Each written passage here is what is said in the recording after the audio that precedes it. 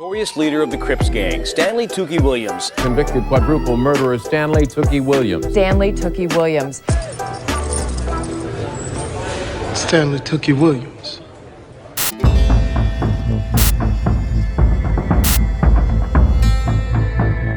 He started one of the deadliest gangs in America. He ended up nominated for a Nobel Peace Prize. Then he died on a steel table inside California's most notorious prison as the world watched. This is not just a story about crime. It's about change, about power, about what a man becomes in the face of death, and what's left behind once he's gone. Stanley Tookie Williams didn't die quietly. His name stirred headlines, protests, and political debates right up until his final breath. But that final day, that final night, it was quiet, hauntingly quiet, and it started just like any other. December 12, 2005, San Quentin State Prison. Breakfast was oatmeal and milk. No final feast, no special menu. Just the same bland tray served to every man on the row. Death doesn't do VIP treatment. And in this place, the last 24 hours of your life are as routine as brushing your teeth. By that morning, Williams had already exhausted nearly every legal option. His legal team had been scrambling, trying to convince the courts or the governor to stop the execution.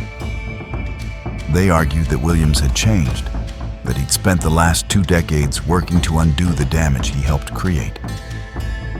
And it wasn't just talk. From inside his cell, Tookie wrote children's books about the dangers of gang life.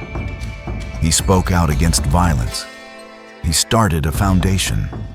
Schools used his work. Some credited him with saving lives, even while he sat on death row for taking others. Support poured in. Celebrities joined the cause.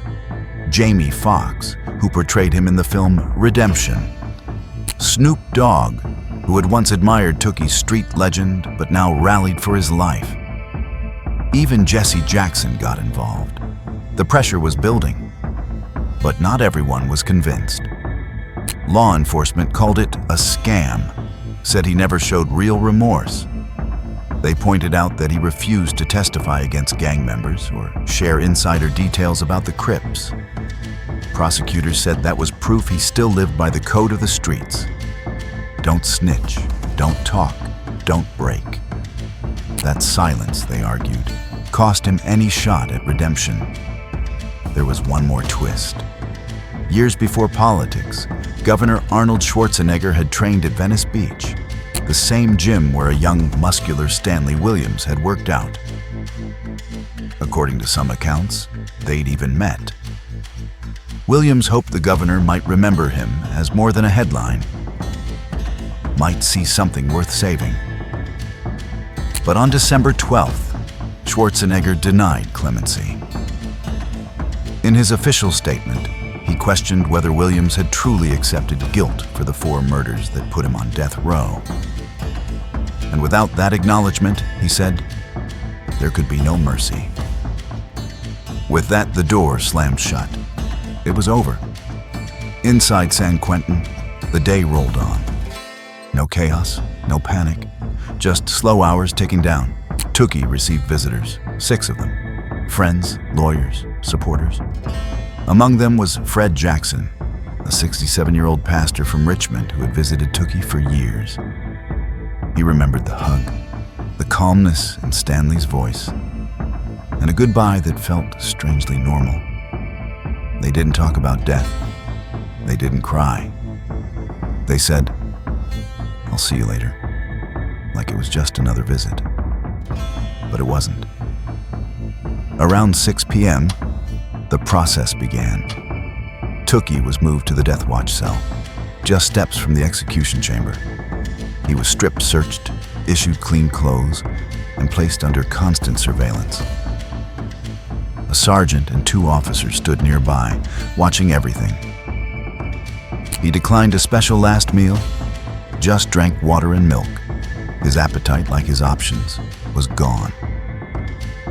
He spent the evening reading. Over 50 letters arrived that day alone. Some from Israel, others from Italy, many from kids who said he'd inspired them to stay out of gangs. Some said they were praying for him. Some begged him to keep fighting. But there was nothing left to fight. He didn't ask to speak with the chaplain. He didn't want a sedative. Just sat with his thoughts, his letters, and his history. Outside the prison, it was a different story. Over 2,000 protesters had gathered. It was a full-blown media storm, crowds chanting, signs waving, cameras rolling. Activists and celebrities made speeches. Some shouted, "Tookie must live." Others cried, all of them hoping for some last-minute miracle. But miracles don't often show up at midnight on death row. At 9:30 p.m., Tookie's lawyers filed a final emergency petition. One more witness had come forward, someone who claimed other inmates had tried to frame Tookie for the murders. But time was out. The appeal was denied, just like all the others. Inside, Stanley remained calm. Observers said he showed no fear, just quiet, stillness. He requested 5 witnesses be present.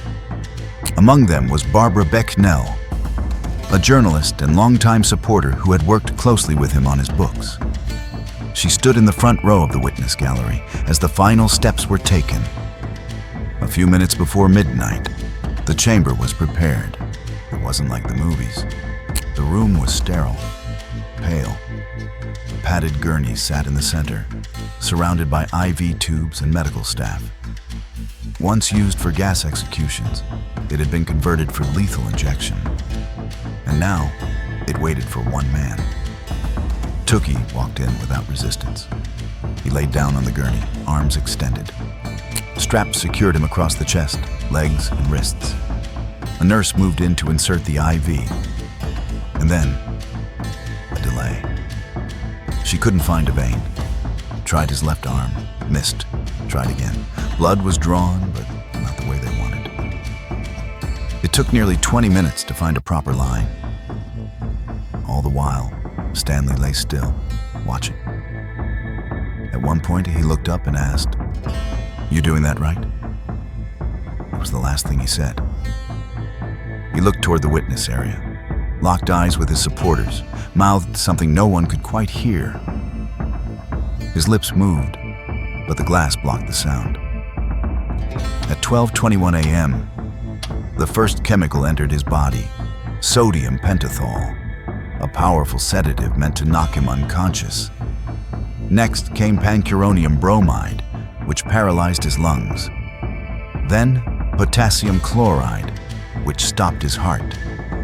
By 12:35 a.m., Stanley Tookie Williams was officially declared dead. No final words, no final meal, just silence, straps, and a stopped heartbeat. Inside the chamber, a few of his supporters wept. One of them screamed, "The state of California just killed an innocent man." Outside the gates, the crowd fell into stunned quiet. The chants stopped, the signs lowered. The news cameras kept rolling, but the story had ended. Or had it? Because this is the part that no one can quite agree on. Was Stanley Williams still the gang leader who ordered murders and left families destroyed? Or had he truly changed? Had he saved lives by warning kids away from gangs? Did he deserve redemption? Or did justice demand a price? Schwarzenegger made his call. The courts made theirs. But public opinion still splits down the middle. Some say he manipulated the system for sympathy. Others say he was one of the few who actually tried to make amends. Here's what we know for sure. He was a founder of the Crips. He was convicted of 4 murders. He was nominated for a Nobel Peace Prize. And in the early hours of December 13th, 2005, he was gone. Redemption, justice, revenge, those are words for the living. On death row, there's only one word that matters: final. And Stanley Tookie Williams reached the end of that road with the world watching, divided until the last second. What do you think? Was Tookie a man who paid for his crimes? Or a man who was executed too late after he'd already changed? Drop your thoughts in the comments. We're not here to preach. We're here to ask the hard questions. And there's more coming. If you want stories that make you think, make you question, and keep you up at night, you know what to do. Hit subscribe. This is just the beginning.